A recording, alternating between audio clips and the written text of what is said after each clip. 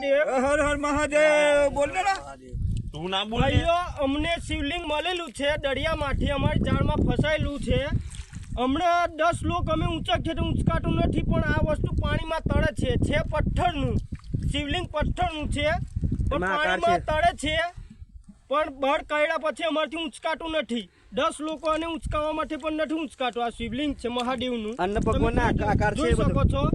ભગવાનનો અંદર આકાર છે, બધી મૂર્તિઓ છે, બધું વસ્તુ છે. અહીંયા અંદર શેષનાગ આવેલો છે. અંદર શિવલિંગમાં અમે મચ્છી મારવા આવેલા ત્યાંથી અમને મળેલું છે શિવલિંગ. અત્યારે અમે દરિયાની વચ્ચે છે. અમારા બોટ જોઈ શકો છો તમે. આ બધા લોકો આ બધો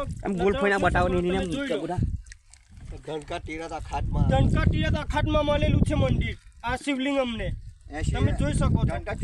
હજારો પુરાણું વર્ષનું શિવલિંગ છે આ, તમે જોઈ શકો છો. હમણાં જોઈ લો ભાઈ, વધારથી વધારે લાયક કરજો મારા ભાઈઓ. તે વધારે વાત આગળ જાય શેર કરજો ને શેર કરજો મારા ભાઈ.